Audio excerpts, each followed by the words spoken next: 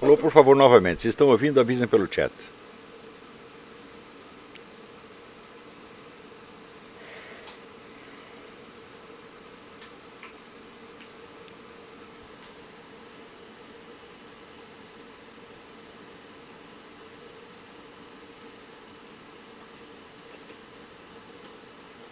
Sim, sim, sim, sim. Todo mundo ouvindo. Então vamos lá. Boa noite a todos, sejam bem-vindos. Ao longo dessas aulas eu tenho insistido que a raiz de todos os problemas do Brasil atual são resultado da destruição da alta cultura no país. Nunca será demais insistir nesse assunto, porque a esfera da alta cultura é aquele conjunto de pessoas que leram os mesmos livros, compreendem as mesmas palavras, têm um vocabulário, um domínio de vocabulário mais ou menos similar, têm acesso ao mesmo corpo de fatos e conhecem as mesmas correntes de ideias, os mesmos valores civilizacionais, os mesmos critérios do certo e errado, do verdadeiro e falso, etc, etc. E por isso mesmo podem levar uma discussão frutífera sobre qualquer assunto. Quando os debates se transferem para a esfera propriamente política, ou mais especificamente parlamentar, isso é um resumo, é um recorte da discussão mais geral que se desenrolou na esfera da alta cultura. A partir do momento em que a alta cultura desaparece, então nós podemos fazer a seguinte comparação. O Miguel Reale, ele mandou, quando era reitor da USP, mandou criar um obelisco lá, e em volta pôs uma inscrição onde dizia que a cultura era como uma esfera, né, cujos raios iam em todas as direções. Você imagina, quando não há essa referência a um centro da cultura, centro que é composto de valores civilizacionais conhecidos por todos, ainda que isso varia de civilização para civilização, isso não faz diferença, o que acontece é que as pessoas pegam ideias soltas, opiniões soltas, frases soltas, e são como assim se abrissem um livro de Platão, em qualquer página, lê uma frase, e depois lê uma frase de Nietzsche no meio de um outro livro e começa a querer tirar alguma conclusão. É exatamente assim que as pessoas raciocinam hoje em dia no Brasil. Elas não têm centro, não têm referência, não têm mapa do território. É tudo tiro no ar, é tudo chute, na verdade. Então nós podemos comparar assim, em vez de você ter aqui um centro que tem raios que vão em todas as direções, né, e que um raio se comunica com o outro através do centro, não, você pega pontos quaisquer de um dos raios e um outro ponto de um outro raio, um terceiro ponto do outro raio, e cria uma figura. E você acha que isso é realidade porque isso lhe dá a impressão de realidade. Sobretudo, esta impressão de realidade, na maior parte dos casos, advém do simples sentimento de concordância.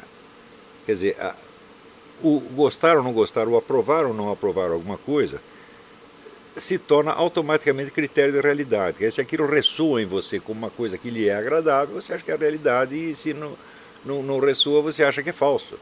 Quer dizer, uma reação simplesmente, vamos dizer, emocional, gustativa e, no fim das contas, lúdica. O pessoal está brincando. Né? Daí a tendência de... seguinte, quando se diz lembra qualquer fato negativo a respeito de um partido político, de uma religião, de um país, de uma nacionalidade, de uma cultura, né, automaticamente as pessoas entendem que você está contra aquela entidade, aquela religião, aquela cultura, aquele país, etc, etc. Se você diz uma coisa agradável, eles acham que você está a favor. Quer dizer, no fim das contas, você só tem essas duas categorias, o contra e a favor. Isso é, o gostei e não gostei. Isso ainda é norma geral em toda a discussão brasileira. Inclusive, quer dizer, da parte de pessoas que exercem uma responsabilidade pública e teriam que ser um pouco mais sérias nas suas discussões. Então vocês imaginam o que pode acontecer quando alguém, por exemplo, lê essas minhas notinhas do Facebook. Eu já expliquei que eu uso o Facebook como uma espécie de um diário, onde vou colocando ali apontamentos que são impressões do momento. Essas impressões, elas naturalmente podem ser contraditórias, por quê? Porque as coisas têm vários aspectos e esses aspectos não combinam entre si. À medida que você vai acumulando notas, tá certo? Você está seguindo mais ou menos o método aristotélico das definições. Quer dizer, você tem as várias notas, quer dizer, aquilo que você notou, tá certo? E você as articula de algum modo, de tal maneira que reflita a estrutura do objeto. Na verdade, a estrutura de qualquer objeto se compõe de feixes de contradições. É só quando você tem um sistema de contradições montado em torno de um objeto, de uma questão, de um fato, é que você sabe de que se trata.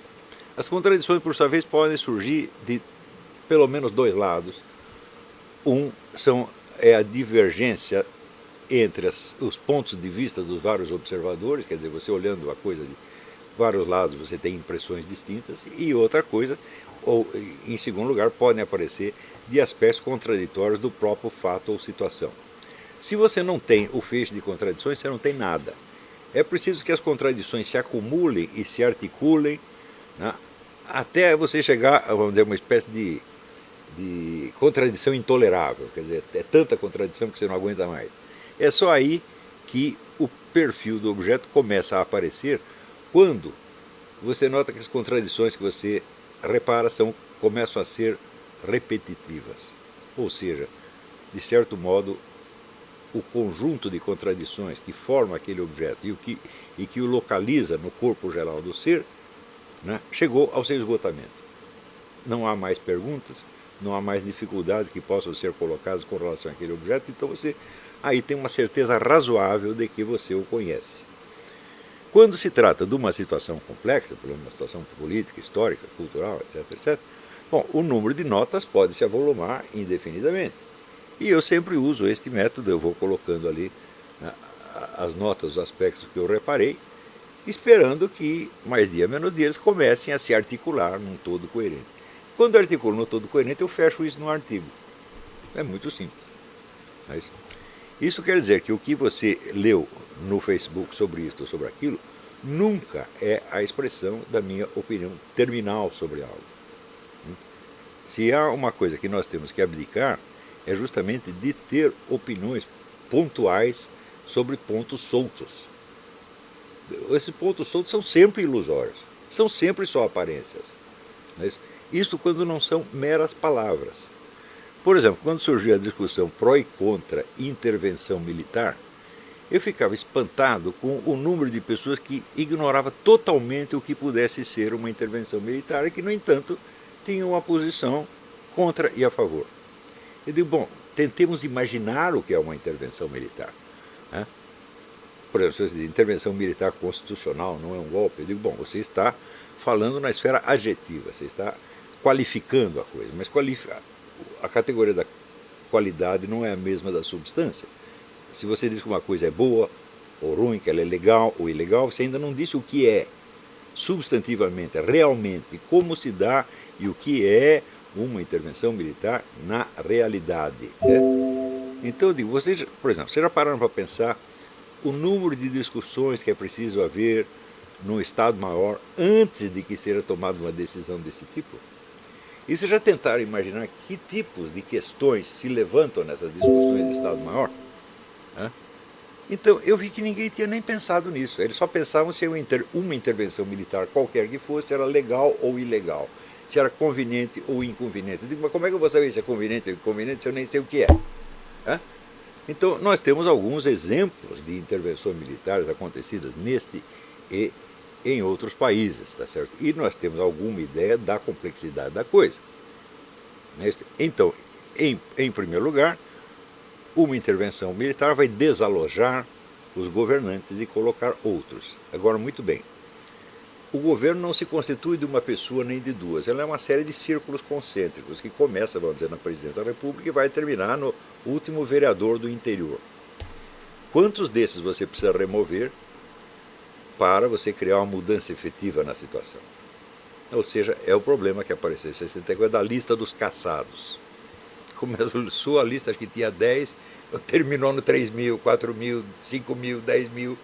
Então tem esse problema. Quem que nós vamos remover? Tá certo? Desses que nós vamos remover, nós vamos simplesmente remover do cargo ou nós vamos caçar os seus direitos políticos, ou seja, impedir o seu retorno à vida política. E por quanto tempo? Vocês veem que daqueles que foram caçados, tiveram seus mandatos e direitos políticos cassados em 1964, todos retornaram, mais dia menos dia. Todos retornaram e estão todos aí, são os donos, são os reis da cocada preta. Né?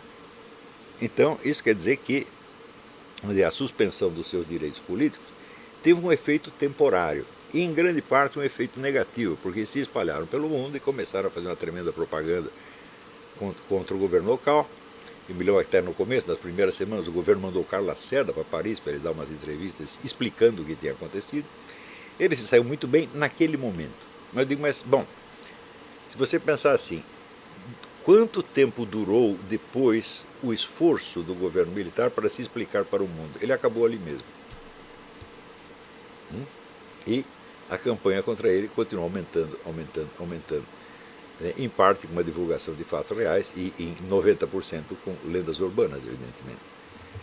Então, você imagina só este aspecto, o que nós vamos fazer na escala internacional se tomarmos o poder, mesmo que seja por uma semana. Vocês viram o que aconteceu em Honduras. Eles que tiraram o presidente e no dia seguinte havia uma pressão internacional monstruosa. Tiveram que fazer novas eleições e nas eleições se elegeu um adepto do presidente anterior.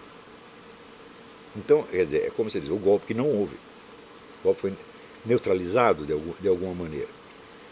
Então, eu penso assim, algum desses entusiastas ou inimigos da intervenção militar chegou a pensar no que ela é concretamente? Não.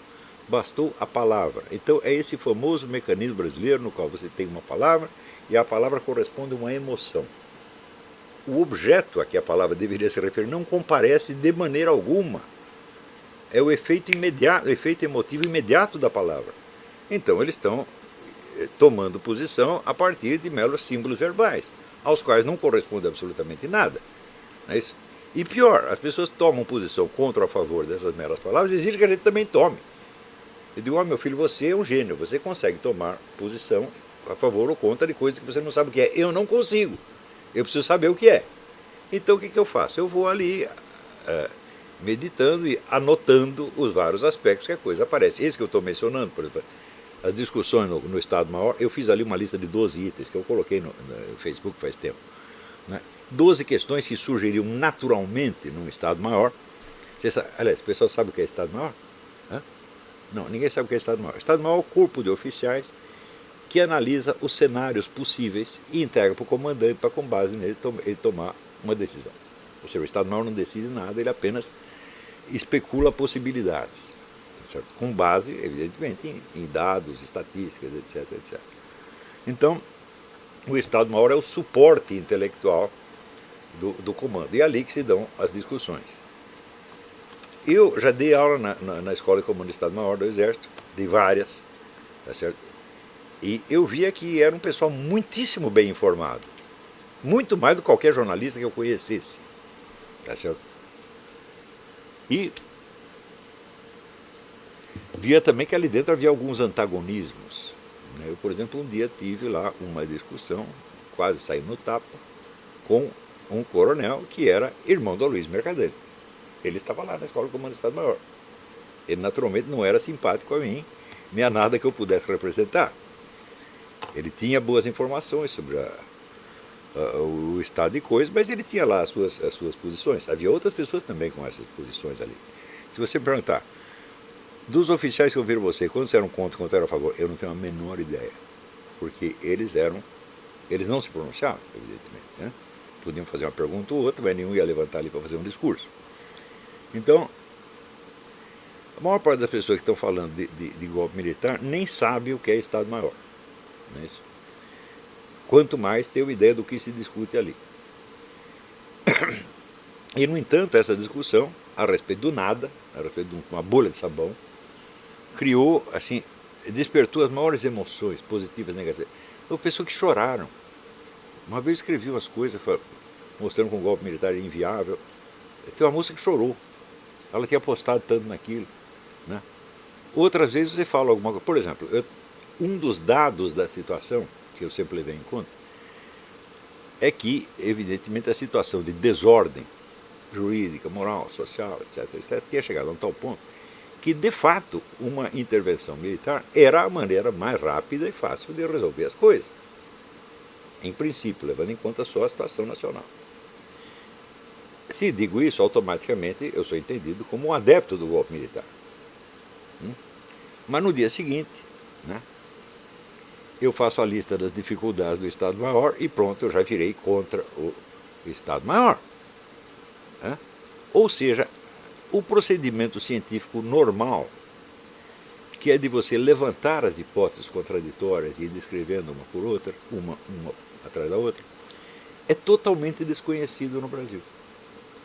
Eu vejo pelas discussões que apareceram, né, e que culminaram nesse idiota desse Fábio Osterman, dizendo: o Olavo tem posições contraditórias a respeito da intervenção militar. Eu digo: mas não são posições contraditórias, o idiota. Eu estou anotando os vários aspectos para depois poder articular o feixe de contradições se eu chegar a alguma conclusão.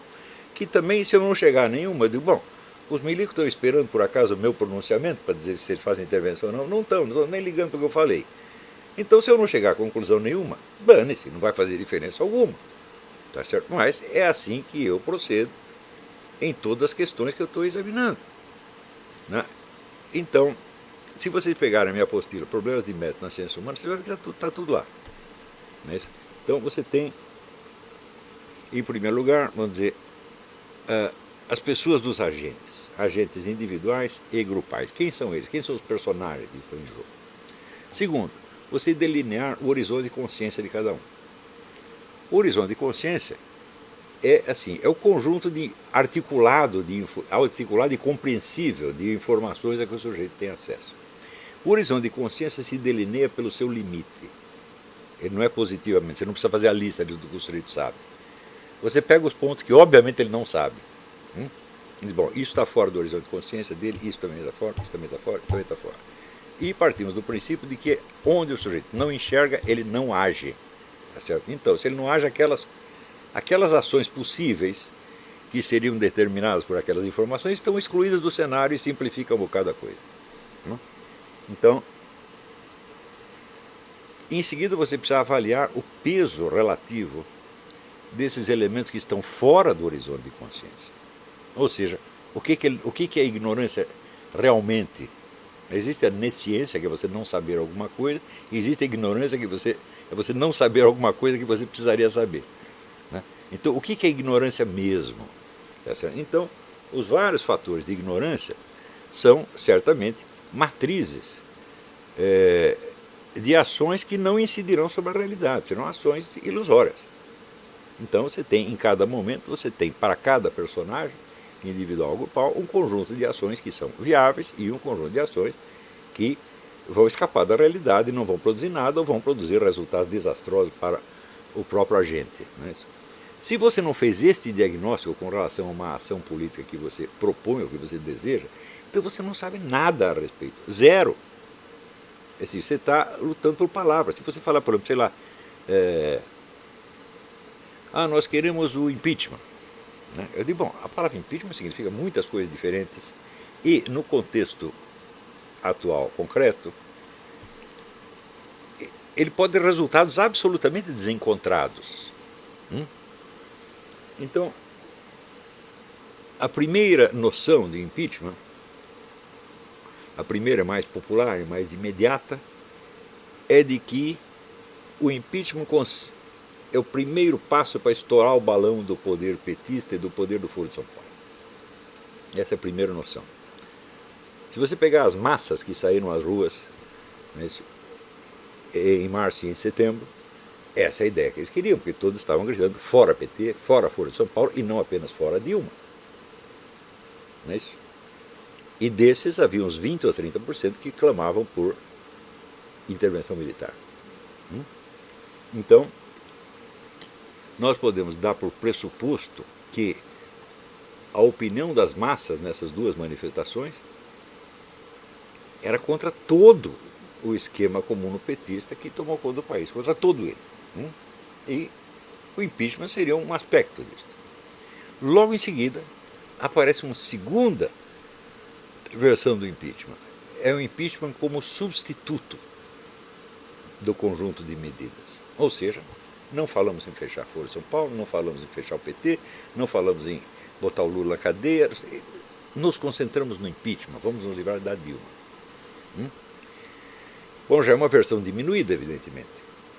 Tendo-se em conta que a eleição na qual a dona Dilma se elegeu foi feita pela Smartmatic, tendo só 23 pessoas tendo acesso à contagem de votos, então sendo, obviamente, uma eleição sem transparência, uma eleição 100% inválida sob qualquer aspecto que você examine, né?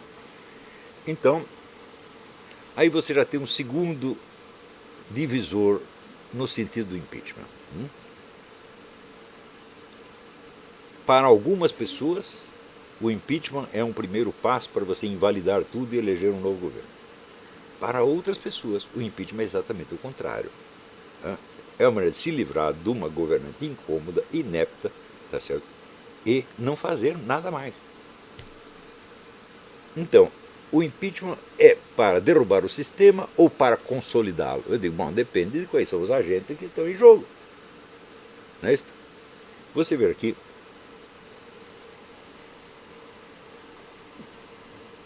Quando surgiu a ideia de pedir impeachment, veio logo em seguida a ideia da tal da marcha para Brasília. Eu achei que era uma coisa... Bom, em primeiro lugar, quando estourar... Fazer um parênteses aqui.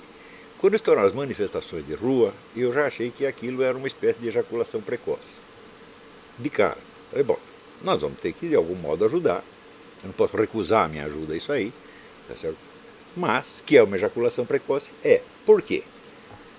Não completamos a restauração da alta cultura. Portanto, não temos uma liderança cultural. Portanto, não temos uma liderança política. Ponto. É muito simples, né? Primeiro você cria uma elite cultural, essa elite cultural trabalha durante muito tempo e daí aos poucos, com sorte, vão surgindo verdadeiros líderes políticos. Capazes, informados, certo? Capacitados para uma ação efetiva. Então, falando, não tem liderança, não tem nada, não tem nem mesmo liderança cultural ainda. Nós temos um projeto de liderança cultural que são vocês. Porque não há mais ninguém. Ninguém mais está tentando restaurar a alta cultura no Brasil. A não ser que seja o Renato Janine Ribeiro, né, e talvez aí as realizações. Né, esses são os grandes renovadores da cultura brasileira. Tá certo? Mas, na verdade, só tem vocês, não tem mais ninguém. E, evidentemente, tem uma série de cursos e blogs etc., que apareceram em torno deste curso e que tem um efeito multiplicador. Tá certo?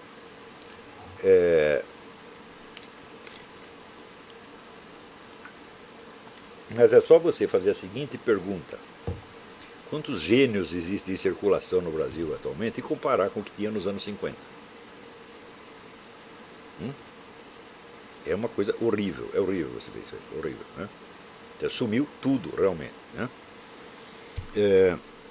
Então, não tendo a liderança, bom, pode ser um movimento caótico, mas não se pode prejulgar que um movimento caótico seja ineficaz, mesmo porque ele estava crescendo muito. E eu mesmo recomendei aos candidatos a líderes que não liderassem nada, mas que simplesmente seguissem a massa. Por quê? Se você não tinha líderes conscientes e preparados, você tinha uma massa consciente e preparada. Uma massa que estava entendendo tudo o que estava acontecendo. Isso é que eu achei o fenômeno mais extraordinário de todos os tempos. Você via qualquer Zé Mané da rua, entendia qual era a ligação, por exemplo, entre a roubalheira e o Foro de São Paulo, a roubalheira e o processo revolucionário, a roubalheira e o bolivarianismo. Todo mundo entendia isso. Estava claro para todo mundo.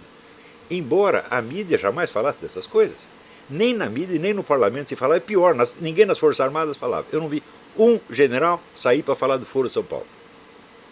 No máximo falavam de corrupção, sem nem entrar em muitos detalhes. É corrupção genérica, como se fosse uma condenação geral à sociedade brasileira. É uma sociedade corrupta. Isso foi o máximo que os generais falaram, o máximo que os parlamentares falaram. Depois de levar muito chacoalhão, alguns senadores, os deputados começaram até a falar um pouquinho de Foro de São Paulo. Mas é claro que se você tira o Foro de São Paulo da jogada, você não entende o que está acontecendo. Por quê? Uma roubalheira de tão larga escala não pode ser para enriquecer 2 ou 3 Zé Mané. Realmente não é possível. Tem uma coisa muito maior por trás disso. Pior ainda, existe um terceiro fator do qual ninguém fala, que é o suporte internacional mundial dado ao Foro de São Paulo e a esses governos corruptos. É ONU, é George Soros, é Rockefeller, é Obama. Né? Esse é um aspecto que nem eu mesmo analisei isso direito. Né? Mas que, evidentemente, está presente e tem de ser levado em conta. Então, Eu achei que aquilo era uma ejaculação precoce, mas não podia apostar que ia dar errado, nem que ia dar certo. Falei, então o que a gente faz? A gente ajuda, sem ter ilusão de onde a coisa vai, sem emitir diagnósticos deprimentes para não tirar o entusiasmo dos caras, mas também sem se entusiasmar muito. É isso. Quando a gente viu aquela massa de gente na rua e viu as pesquisas que davam assim, 93% da população contra o governo, e dos 7 restantes, 6 achando que o governo é apenas regular, estão reduzindo o apoio a 1%, falei, bom, o que nós temos na mão é uma revolução. Quer dizer, a massa não aceita mais as autoridades. O nível de desrespeito às autoridades chegou assim, ao supra-sumo naquele negócio dos estádios, o pessoal xingando a Dilma. É um fenômeno inédito na história do mundo, isso nunca aconteceu. Um governante pode ser vaiado. Xingado dessa maneira nunca aconteceu. E xingado por massa popular mesmo.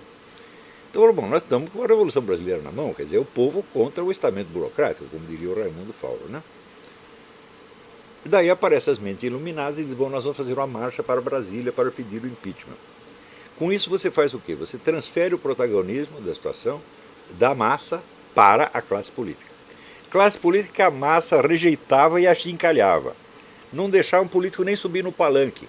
Você no Rio de Janeiro, até o Bolsonaro foi rejeitado, até o Bolsonaro. Não, você é deputado? Não, não queremos. Eles não tinham nada pessoalmente contra o Bolsonaro, mas é o fato de ser deputado. Não queremos deputado, não queremos senador, não queremos governador, não queremos PSDB, não queremos político nenhum. Então, você está passando o protagonismo do movimento justamente àqueles que o movimento rejeitou. Evidentemente já era um tiro no pé. Segundo, você não reúne 2 milhões de pessoas na rua para dizer, espera aí que eu vou até Brasília e já volto. Você não faz isso. Isso aí também é um fato inédito na história do mundo. Quer dizer, os autonomeados líderes da manifestação, que não eram líderes de coisa nenhuma, ninguém jamais tinha ouvido falar deles, apareceram no palanque pela primeira vez ali. Se você perguntar como se disseminou a palavra de ordem da manifestação, se disseminou por internet, por 1001 canais que ninguém podia controlar. Não é isso?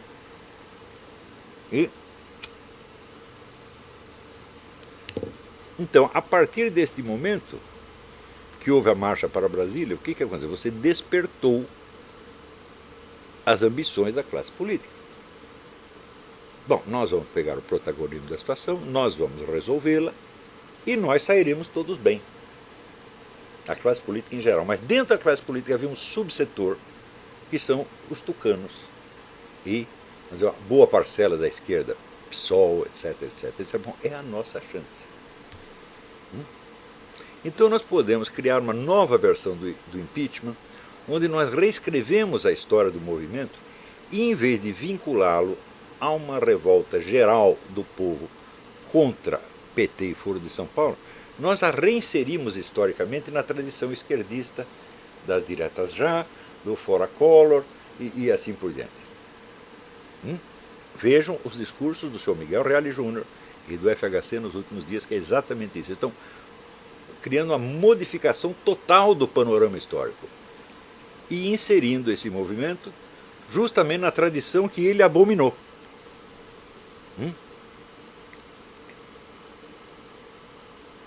Então, se nós pegarmos os agentes que criaram essa situação, como por exemplo o Sr. Fábio Osterman e outros, não vou nem falar de Kim, né? Esqueça isso é mosquito, né? Eu no começo pedi para que não falassem mal do Kim, embora ele estivesse errado, defendi o rapaz, né? Mas assim, é caridade, eu estou fazendo apenas isso, né? E no Brasil está assim, você dá uma esmola para o sujeito, ele já acha que ele é o seu doutor. Então eu dei lá uma esmolinha para o Kim, ele começou a achar que era importante. Nós vamos esquecer o Kim. Vamos concentrar em pessoas que têm um pouco mais de autoridade, de poder, como o chefe do MBL, esse Fábio Osterman. Este homem está capacitado para fazer uma análise política? Obviamente não. Porque é só você ouvir os discursos do Miguel Reale, do Hélio Bicudo e do FHC, e você vê, quer dizer, que você colocar o movimento numa outra retaguarda histórica que é contrária à dele, é evidentemente você usurpá-lo e colocá-lo a serviço dos inimigos. Não tem a menor dúvida disso aí. Quer dizer, como é que um sujeito não percebe isso? Como é que ele acha que, nós nos aliando ao Hélio Bicudo, nós vamos ganhar publicidade? Sim, você vai ganhar publicidade para o Hélio Bicudo. Ou você acha que amanhã ou depois, graças ao Hélio Bicudo, vai aparecer todo mundo na rua com cartaz Fábio Osterman tem razão? É? Ninguém vai nem saber que é Fábio Osterman, meu Deus do céu. É? Então, a incapacidade de fazer uma análise simples da situação, né, e de você perceber que por cima e por trás do movimento popular houve uma manobra para inverter o seu sentido histórico. Se você não é capaz de perceber, você não é capaz de perceber nada. Mas da onde vêm essas coisas? São as pessoas que saem para estudar no exterior e voltam com os titulinhos e todo mundo acha que você sabe alguma coisa.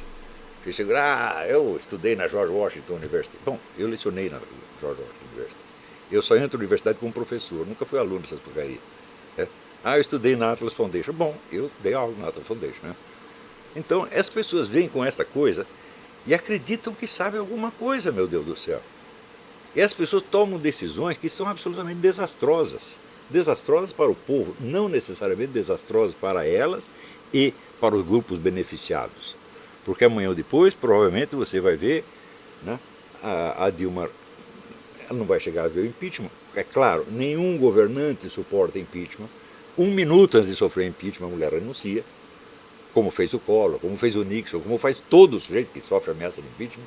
Mas renuncia, vai para casa e daí vai aparecer FHC, Miguel Reale Júnior, Hélio Bicudo, Zé Serra, Aécio Neves, todo mundo batendo no peito e dizendo: o povo se reuniu em torno da oposição e nós libertamos o Brasil deste pesadelo petista, etc, etc.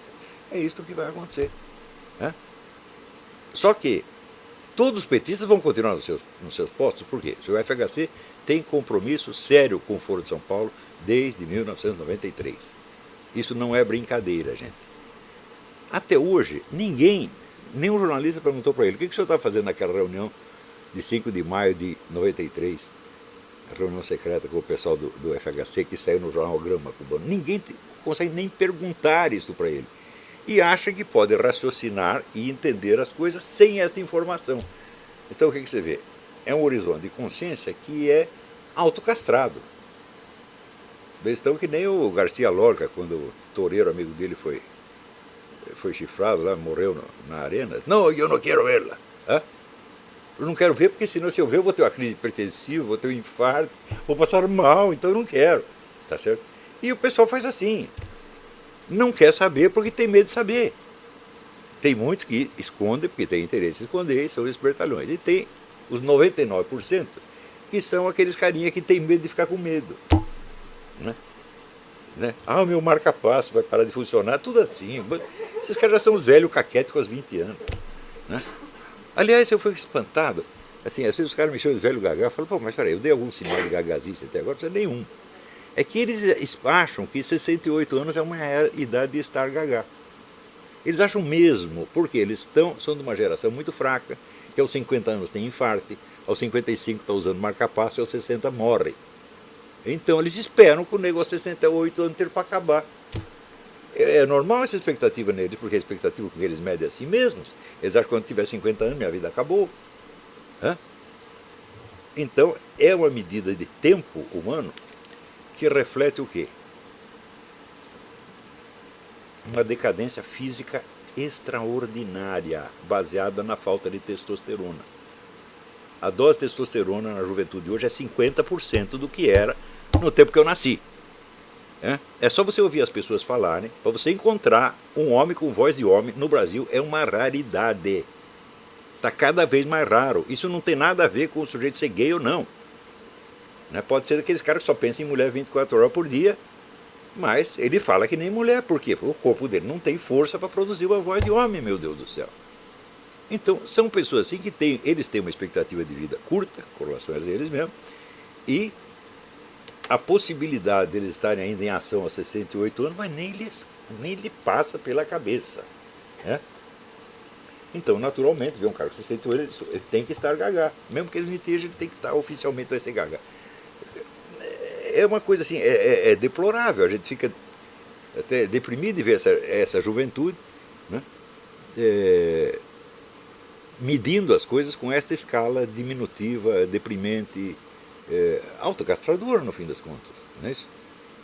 Então, eu digo, olha, 60 e 70 anos é a idade com que os filósofos produzem o que tem de melhor. Né? Todos foram assim. Mesmo em épocas em que a duração média da vida era menor.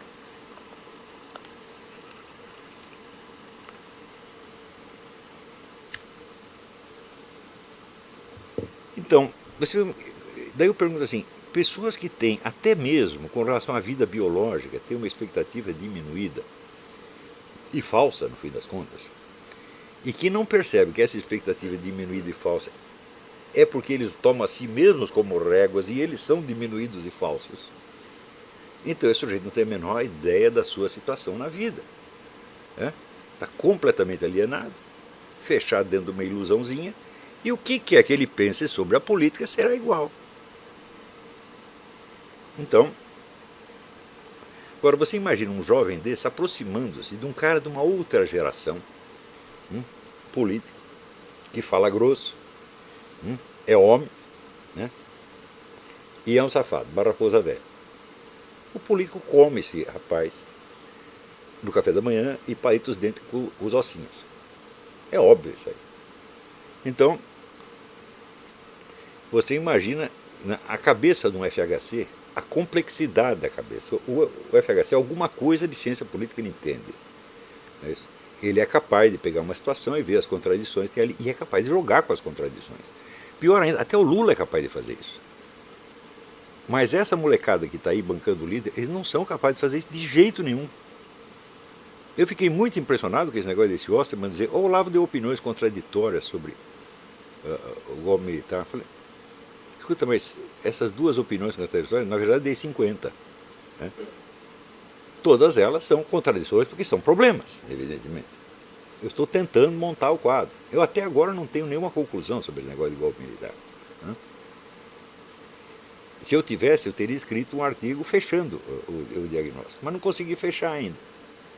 Por quê? Falta informações. Você saber o que se passa dentro do Estado-Maior é muito difícil. Só quem está lá dentro é que sabe. Então as discussões militares às vezes ecoam um pouco nas discussões do clube militar. Às vezes. Mas eu já estive nos dois lugares e posso lhe garantir o que se pode falar dentro do clube militar, uma coisa que se pode falar dentro do Estado-Maior é outra coisa. Dentro do Estado-Maior se pode falar qualquer coisa. A discussão é 100% livre. Num clube militar não, tem certas coisas que já não deve falar, não pega bem, você já tem um problema de opinião pública. Não é uma discussão científica, é do Estado-Maior, pretensamente científica pelo menos. Né?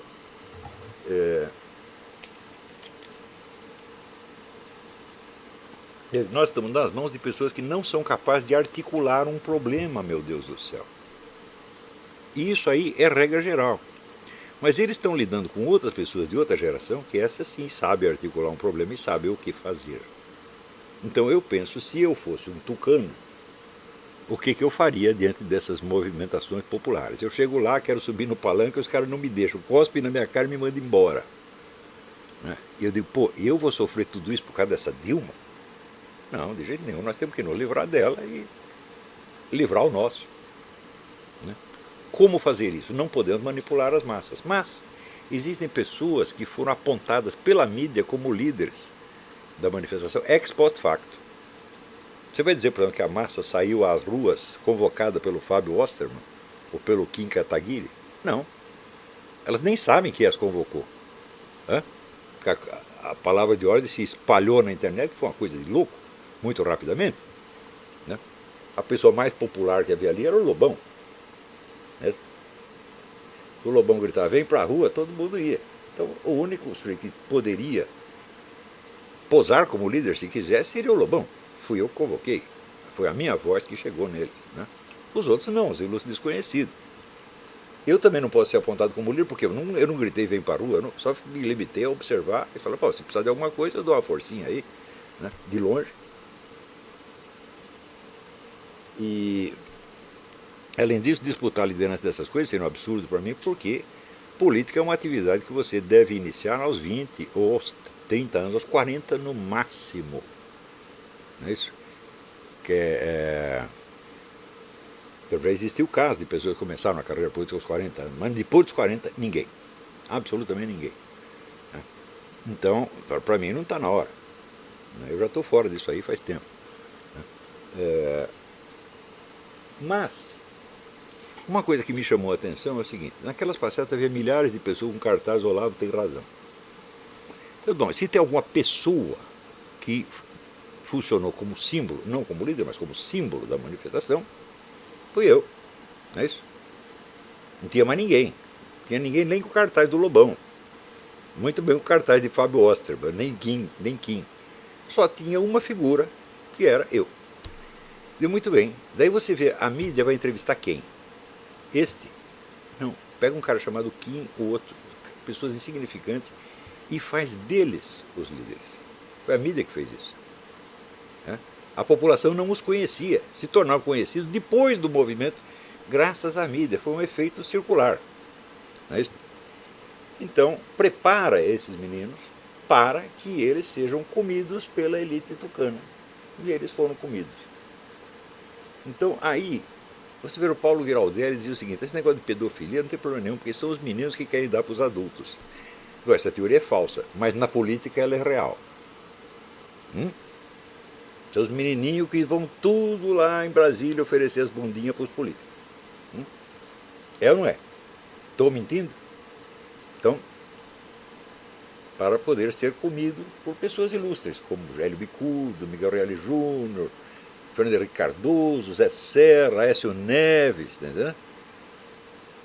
Então, é uma coisa tão obviamente impotente, fraca, autodestrutiva, tá certo?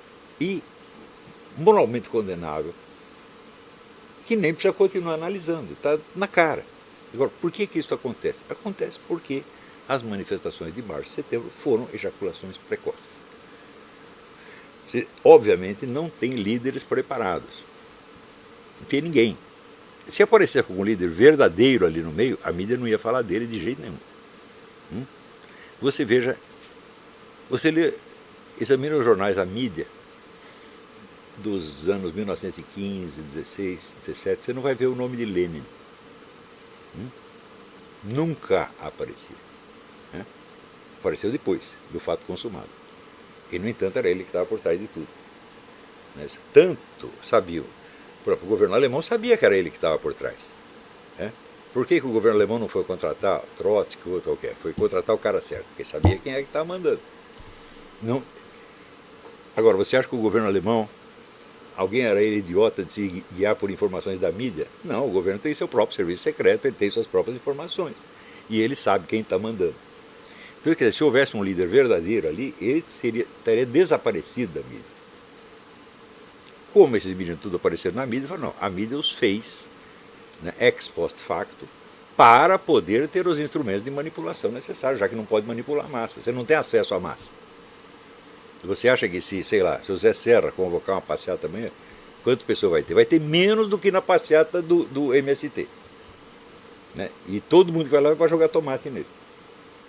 O Aécio Neves, bom, ele quase chegou a ser um herói nacional, mas ele preferiu ser mais um puxa-saco oficial. Tá certo? Então, ele está queimado completamente. Todos esses estão queimados. Então, não temos acesso à massa, mas podemos pegar este líder, chamar para uma conversação, oferecer algumas vantagens, e dar para eles a ilusão de que, com uma certa facilidade, nós tiramos a Dilma daí e daí está tudo resolvido.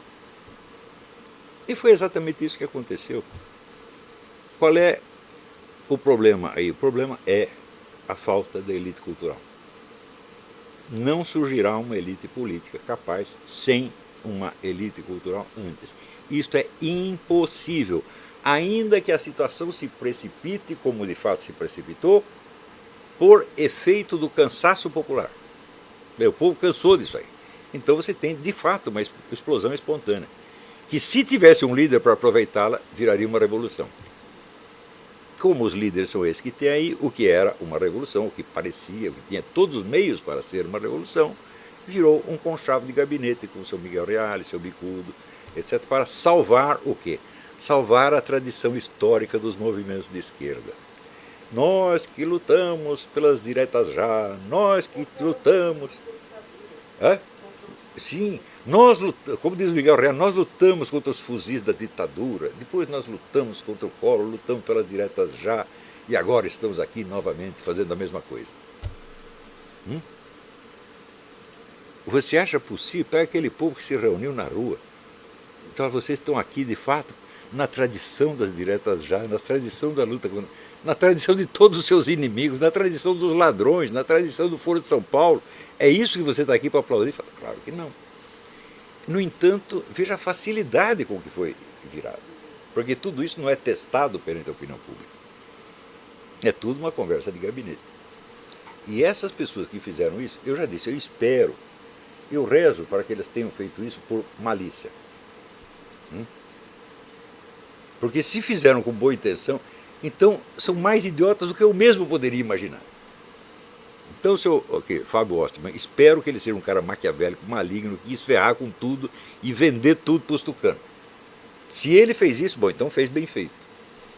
Agora, se ele acredita, que fez de boa intenção, acha que isso vai libertar o Brasil do PT do Foro de São Paulo, então sinto muito. Então acabou a conversa, porque não dá para conversar com um frango assado, tá entendendo? Realmente não é possível. Né? Então, gente, eu digo isto para ressalvar pela milésima vez a responsabilidade que vocês têm. Né? Este país só começará a tomar jeito, só haverá uma liderança política séria, se amanhã ou depois vocês superlotarem as livrarias do Brasil com livros bons, da sua autoria. Você dá um curso, fazer um blog, não adianta. Vocês têm que começar a produzir. E produzir coisa muito séria e coisa muito boa. Isso é urgente, urgente. Agora, quando eu digo que a coisa urgente é um negócio de longo prazo, então significa que a situação está muito ruim. Não é só, precisa arrumar um tratamento já, mas o tratamento vai levar 3 anos para chegar. Então, essa é a situação. Então, enquanto isso, você vai ter que fazer uma coisa importantíssima que se chama sobreviver. Aí você tem que ser como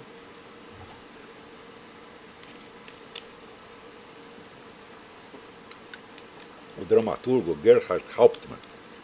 E durante a guerra todo mundo fugiu da Alemanha e ele ficou lá dentro. Ninguém ouviu falar dele. Ele sumiu. Daí quando terminou a guerra, o cara perguntou: o que você fez durante todo esse tempo? Ele disse: eu sobrevivi. Então, isso já é fazer alguma coisa. Quer dizer, onde você não pode agir, mas você pode sobreviver, e durante a sobrevida você se fortalece, e fortalece, e fortalece, e fortalece. Sobretudo se fortalece preparando-se para enfrentar o pior com um sorriso nos lábios. Eu digo, vamos supor que vier amanhã um bando de petistas, eu não vou levar você para o pelotão de fuzilamento. Eu diria, é um prazer, meu filho. Quer dizer, eu aceito isso aí. Eu não tenho nenhum medo da morte, zero de medo da morte, zero, zero, zero, zero, zero. Se eu ainda tivesse medo da morte com 68 anos, eu seria um idiota. Você pode ter medo da morte aos 12 anos, 13 anos. Né? Quando você tem uma vida inteira para viver. Eu tenho uma vida inteira para morrer. Não é isso? Então, você tem que estar preparado para isso. É o negócio dos Founding Fathers. Você tem que sacrificar sua vida, seus bens, sua liberdade e sua honra. Ah, honra não. Os caras vão me xingar, pô. Vão rir da minha cara. Tá bom, mas vocês não riem da minha. E qual é o problema? Eu também rio da deles. Isso não dói. Às vezes eu fico consternado por ver assim, a burrice e a baixeza dessas pessoas. Mas que isso realmente me ofende, me magoa, eu falo, não. Me magoa se a Roxane falar essas coisas de mim, se o Pedro falar essas coisas de mim, daí sim. Mas esses caras, pelo amor de Deus, pô. O que vai se esperar deles? Isso não tem nada a ver com a ideologia política. A burrice e a ignorância não é monopólio da esquerda. É monopólio de qualquer pessoa que presume além das suas forças. Não é isso? Então, bom, se você ver, eu durante 20 anos eu fiz análise da situação política brasileira e invariavelmente fiz as previsões acertadas. Invariavelmente. Às vezes não dá certo exatamente no prazo. Não é isso? Por exemplo, numa das eleições eu disse que o PT criaria um sistema de controle total da opinião pública. Daí passou 2 semanas, ele não criou, alguém falou, tá vendo, estava errado. Eu falei, espera um pouquinho, você vai ver. Né? Saber o prazo exato, falei, bom, aí só Deus sabe. Né? Aliás, eu queria fazer um parênteses sobre isso aí. Aqui nos Estados Unidos a gente lê muitas análises apocalípticas. A gente pega os negócios da Bíblia e vê o que está acontecendo agora. Então, olha, regra geral, infalível, né? Princípio de interpretação bíblica. Qualquer semelhança que você veja entre fatos da Bíblia e fatos do mundo corrente é somente analógica. Sempre. Analogia é uma mistura de semelhanças e diferentes. Então, isso quer dizer o seguinte, a analogia existe para despertar a nossa inteligência, para fazer a gente ter mais imaginação e para despertar novas intuições. É para isso que ela existe. Ela nunca é prova de nada. Uma analogia não pode ser prova, meu Deus do céu. Porque a analogia prova uma coisa e prova a contrária. Não é isso? E aqui a mania de previsões apocalípticas chega a tal ponto que os caras já sabem em que capítulo do Apocalipse nós estamos. Mas para você saber em que capítulo, você precisa saber onde a história vai terminar. E onde a história vai terminar? Jesus Cristo disse que não sabia, meu Deus do céu. Ele disse isso aí só Deus Pai. Eu sempre interpretei assim, como Jesus Cristo é o Logos divino, a inteligência divina, e Deus Pai é o poder divino, a onipotência divina, o fim do mundo não será uma decisão lógica baseada no Logos. Será um ato livre de Deus Pai Todo-Poderoso. Então, é por excelência imprevisível. Você vai acabar quando ele quiser. Ele não tem satisfação a prestar nem a ele mesmo. Então, se é um ato livre e imprevisível, então nós temos, primeiro ponto, esta é a regra do Eric Voegelin, não pode haver uma teoria geral da história, porque nós não sabemos quando a história vai terminar. Então não existem leis gerais. Se nós sabemos que vai terminar, então tudo está em aberto. Então você pode raciocinar dentro de escalas temporais limitadas, tá certo? Sabendo que depois dessa escala vem outra, vem outra, vem outra, vem outra, vem outra. Não é isso? Então, isto é a premissa para que qualquer estudo sobre o movimento histórico, seja do mundo em geral, seja de um país em particular, seja um estudo de tipo científico, portanto experimental, portanto sempre tentativo. Eu sei que no Brasil as pessoas não entendem ciência assim, elas entendem que ciência é um corpo de dogmas estabelecido de uma maneira, de uma vez por todas. E se você botou em dúvida uma coisa, você é um herege. É assim que se faz ciência no Brasil. Então, por exemplo, outro dia eu falei, olha, pode ser que o petróleo não seja um combustível fóssil, isso é apenas uma teoria, existem outras teorias. Como o pessoal no Brasil não acompanha a discussão científica internacional, não fica sabendo disso. Então, aparece o idiota, olha, ele está dizendo que o petróleo não é combustível fóssil, que é o caipira que ri daquilo que ele não sabe, meu Deus do céu. Teoria da evolução. Eu digo, vocês já pararam para pensar o volume de livros que se publicam a favor e contra a teoria da evolução? Isso é inabarcável.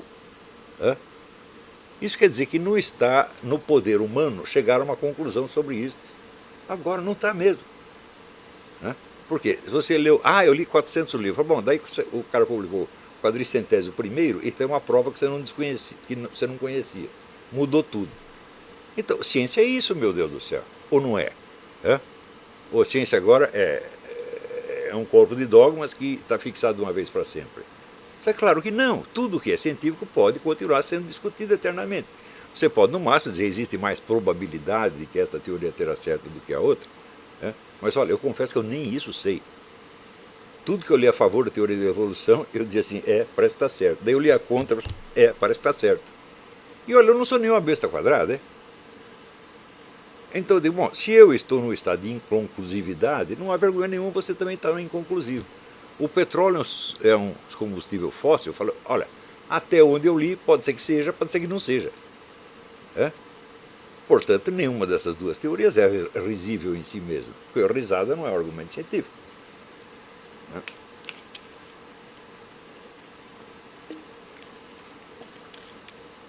E assim por diante. À medida que você estuda a história, e olha, eu acho que eu estudo muito mais história do que filosofia. Os livros de filosofia que vale a pena ler são poucos. Mas Os de história são muitos, toda hora aparece coisa nova. O sujeito não vai ser um grande historiador para ele descobrir alguma coisa que os outros não sabiam. Então, se você pega esse Henry Kamen, que escreveu The Spanish Inquisition, bom, ele não é nenhum Leopold von Ranke, ele não é nenhum Jacob Burckhardt, ele é apenas um cara que descobriu algo importante sobre a Inquisição Espanhola. Mas livros desse tipo existem de monte e de monte e de monte e de monte. Não só na esfera histórica, na esfera científica também. Olha, outro dia me caiu na mão este livro aqui.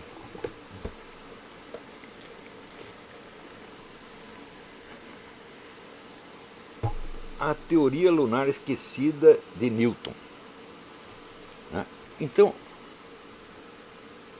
o cara descobriu todo um aspecto das investigações de Newton que ninguém conhecia, nunca ninguém tinha ouvido falar.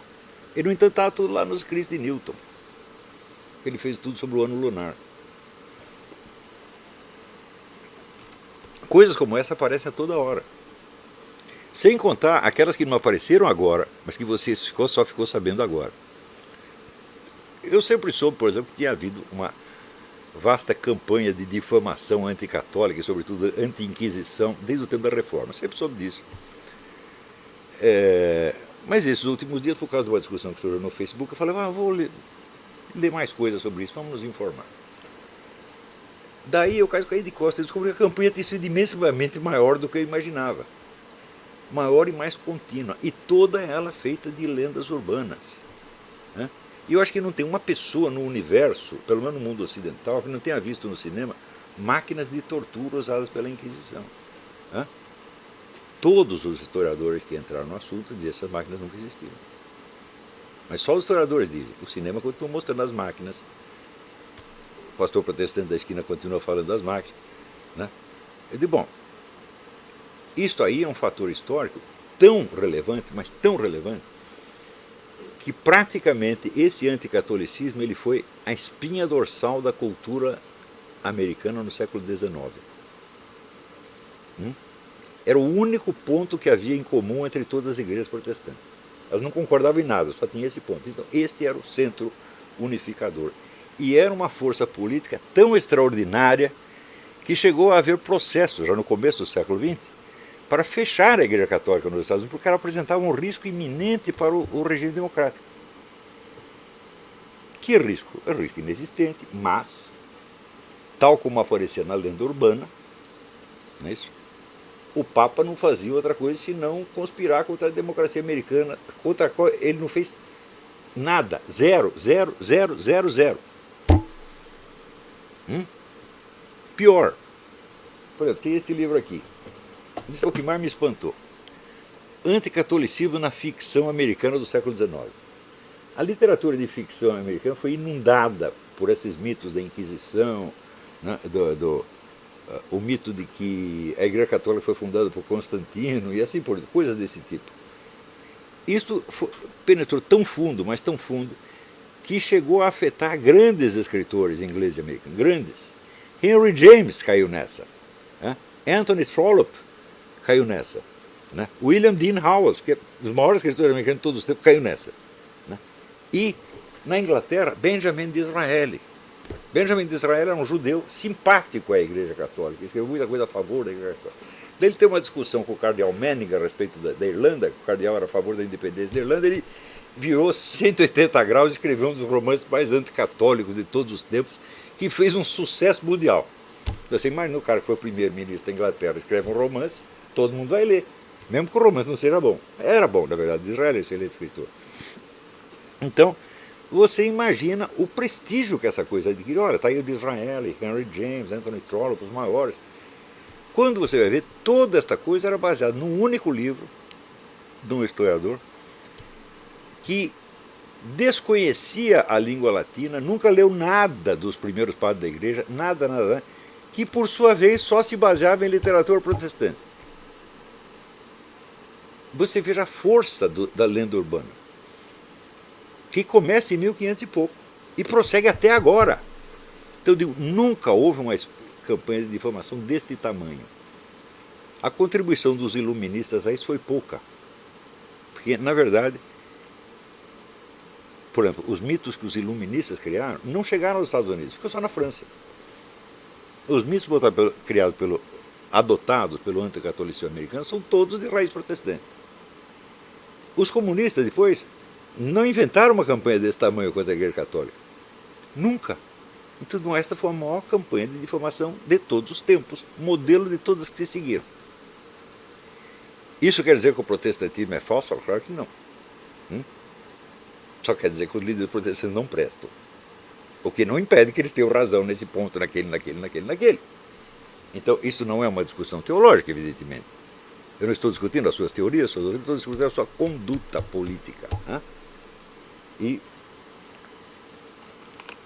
Então, coisas desse tipo, evidentemente, não precisa nem dizer que isso é interpretado automaticamente como uma guerra antiprotestante. Quer dizer, os caras movem uma guerra publicitária de 4 séculos, e daí, pelo simples fato que eu digo que isso aconteceu, sou eu que estou movendo a guerra.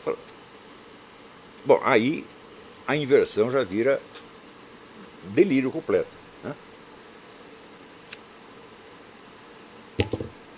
Então, que conclusão eu tiro disso aí? Não tirei conclusão alguma ainda. Por enquanto, eu estou na fase de medir o tamanho do problema. Mas,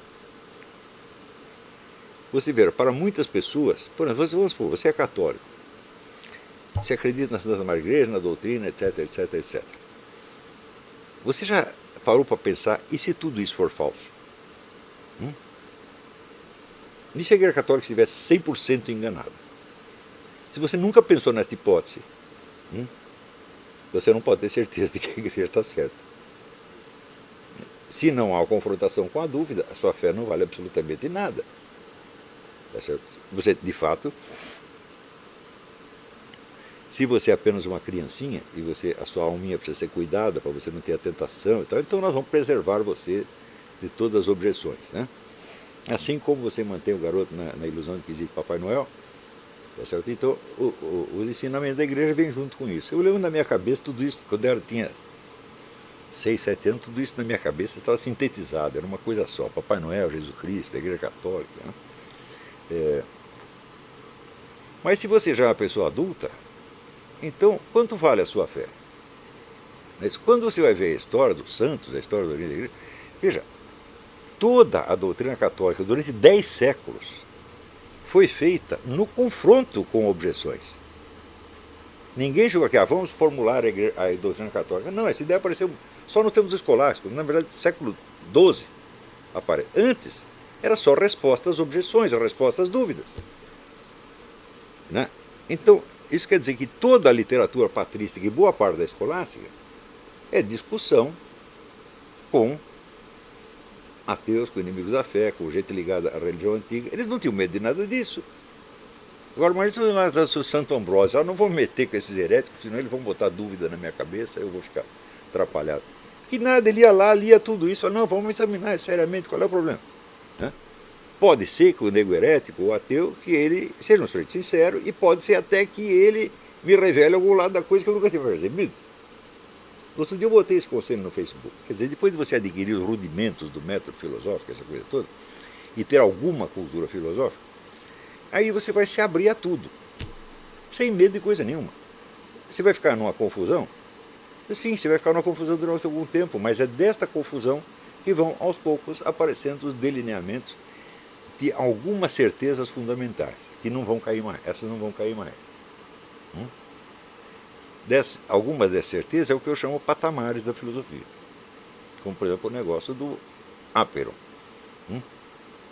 Quando Anaximandro diz, nós vivemos num mundo conhecido que boia dentro do desconhecido.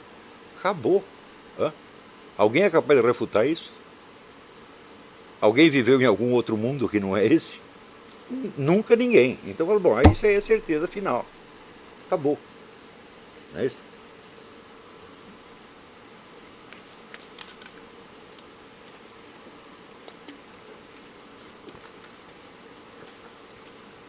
E, às vezes, algumas conclusões filosóficas a que você chega individualmente também se assentam como pontos falando que não são mais derrubáveis, são chamados apodícticos.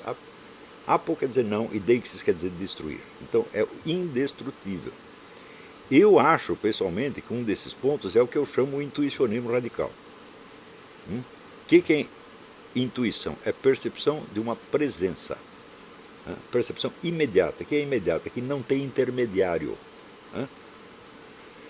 Você dizer que as suas percepções sensíveis, percepções visuais, têm um intermediário que é o seu olho, como diria Kant, é não dizer nada. Ah, eu vejo através do meu olho. Né? Não, eu não vejo através do meu olho, é ele mesmo que está vendo. Né? Então, o olho é parte de mim, assim como a mão é parte de mim. Né? Então, a intuição é a percepção imediata de algo que está presente. Né? Pode estar presente fisicamente, como essa mesa está presente, né? Como essas pessoas aqui estão presentes. Pode ser algo que está presente na sua mente, sob a forma de um estado de ânimo. Por exemplo, você percebe que você está triste. Tem que ter algum intermediário, alguém tem que vir te informar que você está triste? Você precisa fazer um raciocínio para perceber que está triste? Não. Então, a percepção do sentimento, da emoção, é imediata também. E pode ser a percepção do seu próprio pensamento. O famoso penso logo existo, do Descartes é isso. Isso é uma intuição imediata que você tem do seu próprio pensamento. Não precisa um terceiro pensamento para mediá-lo. Claro, quando você expressa em palavras, aí você criou uma mediação. Mas essa certeza que você tem de que você existe enquanto você está pensando, bom, é uma certeza imediata, sem sombra de dúvida. Né?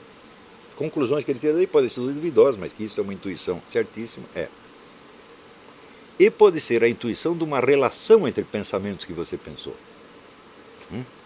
Quando você faz um silogismo e você percebe a identidade entre a premissa e a consequência, como é que você percebe isso? Através de um outro pensamento? Não, essa percepção é imediata.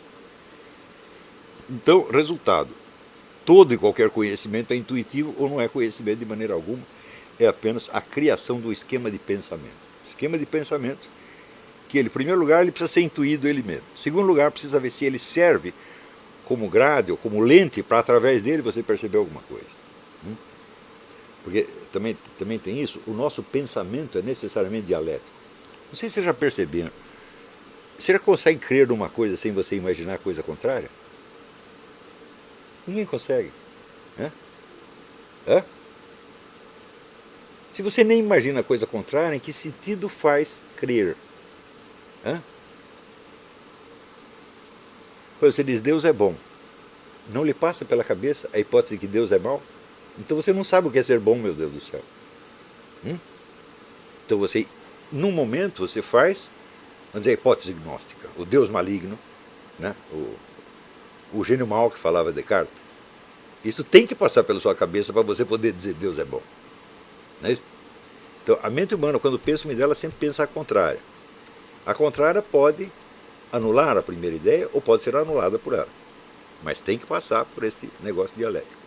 Ora, a intuição não é jamais dialética.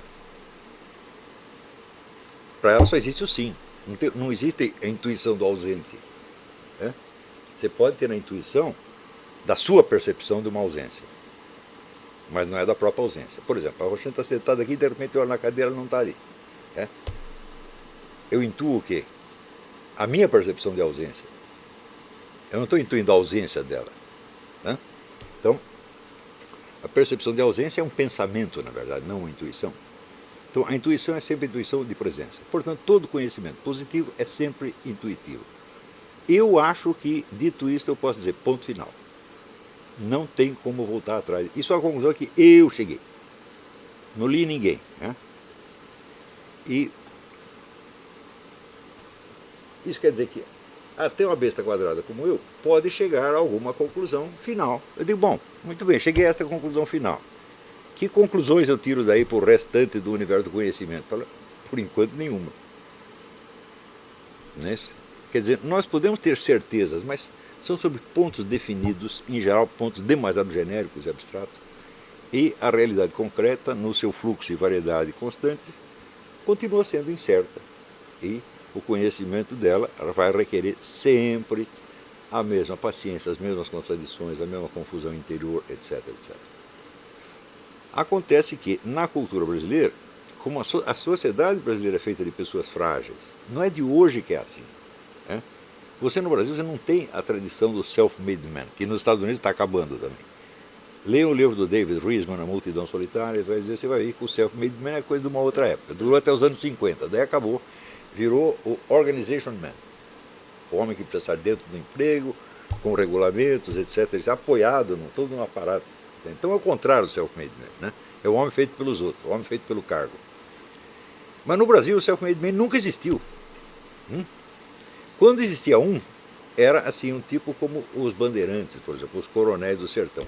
Era um cara fortão e mal pra caramba, que dominava todo mundo e todo mundo se encolhia perto dele. Então, o povo não era constituído de self-made men. A população brasileira no século XIX era metade constituída de escravos. Né? E esses escravos, quando veio a libertação, eles ainda levaram 30 ou 40 anos para começar a ter um empreguinho. Então vivemos sempre esmagados, sempre no fundo da sociedade e, evidentemente, com medo e com incerteza. Né? Então, este medo e esta incerteza ainda estão no coração do brasileiro. Não por culpa dele, é para as circunstâncias históricas que fizeram dele assim. Fizeram dele isso aí, tá certo? Então, essas pessoas inseguras, elas só tem dois jeitos de vencerem a insegurança. Né? É começar a fazer aquelas coisas mesmo das quais elas têm medo, para vencer o medo, uma por uma. Eu fiz isso desde moleque. Se eu tinha medo de um treco, eu falava, é lá mesmo que eu vou me meter, por quê? Porque eu não quero mais continuar com medo, eu quero vencer o medo. Para vencer o medo, você tem que reconhecer que o tem, em primeiro lugar. Né? E a outra maneira é você se apegar a alguma garantia externa. Essa garantia externa pode ser uma religião, pode ser um cargo, pode ser um partido político, pode ser uma ideologia, pode ser um grupo de amigos, pode ser um título universitário, pode ser qualquer porcaria, mas não é você.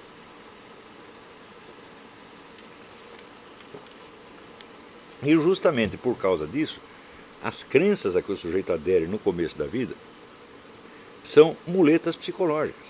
São coisas não são coisas nas quais ele realmente crê, mas são coisas nas quais ele precisa para sentir que está de pé. Então, se você tira a muleta dele, sente que vai cair. Na verdade, não vai cair coisa nenhuma. Ele vai ficar de pé como antes, mas ele não vai perceber. É o medo de cair.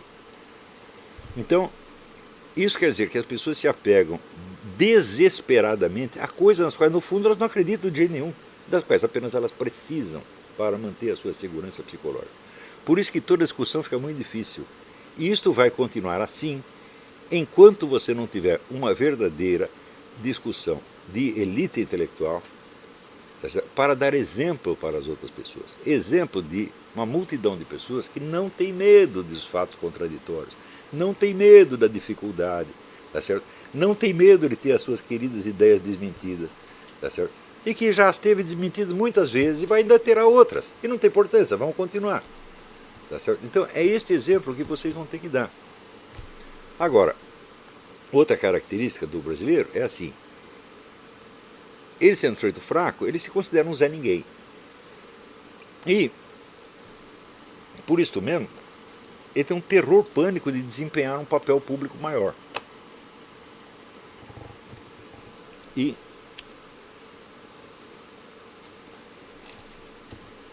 quando tenta desempenhar é através, vamos dizer, de um cargo, de uma posição oficial nas sociedades, aqui lhe dá sustentação. Ora, a intelectualidade é feita de indivíduos isolados que, sem nenhuma base em partido, em igreja, em panelinha, vai, mostra as caras e diz o que está vendo. Né? As famosas impressões autênticas de que falava o Saul Bellow. O primeiro intelectual, no sentido moderno, foi Dante Alighieri. Quem era Dante Alighieri? Era um Zé Mané qualquer, só que era um gênio da língua italiana. E escreveu um longo poema no qual ele botava no inferno meia dúzia de papas, não sei quantos príncipes, esculhambava com todo mundo, ele sozinho. E exerceu mais influência do que todos esses. Então esta força, né, isso que se chama majestas veritatis, né, é a majestade da verdade. O que você está falando é simplesmente verdade, não interessa quem é ele. Né, e ele se impõe pela majestas veritatis. É isto que você vê quando você lê os grandes clássicos da literatura. O pessoal, quando lê Tolstói, eu não sei quem foi que falou, mas lê Tolstói dizia, é como se a própria vida falasse. Então não é a autoridade do Tolstói, é a autoridade da vida, da verdade mesmo, que transparece. Mesmo que Tolstói tivesse 1000 ideias erradas, não tem problema, quando ele contava as coisas, era como se a própria vida falasse. E o que nós fazemos tem que ser assim, tem que ter autoridade da verdade que passa através de nós. Ela pode passar de uma maneira imperfeita, não tem importância. Mas enquanto não for restaurada esta majestade da verdade no Brasil, também não haverá majestade da moralidade, da honestidade, da santidade, nem coisa nenhuma. A falta de grandeza moral no Brasil de hoje é uma coisa assustadora. Assustadora. Você só vê mesquinharia, só vê baixaria, só vê picuinha. De um país de 200 milhões de habitantes, meu Deus do céu! O que é isto, porra? E quando aparece, vamos dizer, o próprio povo, porque você vê a imagem da nação através das classes falantes. Então, eu não estou querendo dizer que na massa popular não existem santos e heróis. Claro que existe, só que você não os conhece. Você só vê o que? As classes falantes. E nessa aí você só vê mesquinharia, mentira, fingimento, teatrinho. Há um ponto que às vezes eu penso em desistir da nacionalidade brasileira. Eu falo, não, eu não quero ser isso. Então, não desisti ainda, né? Mas que dá vontade, dá. E acho que muita gente sente isso. E você não quer aparecer perante o mundo com este carimbo em você. E você é daquela nação de ladrõezinhos, mentirosinhos, né? Fingidos. O que é isto? Cadê os seus heróis? Cadê os seus santos? Né? Cadê os seus gênios? Não tem. Né? Então, isso tudo acabou por quê? Só a alta cultura que gera isso. Então, entender a sua missão. Fazer um intervalo, daqui a pouco nós voltemos.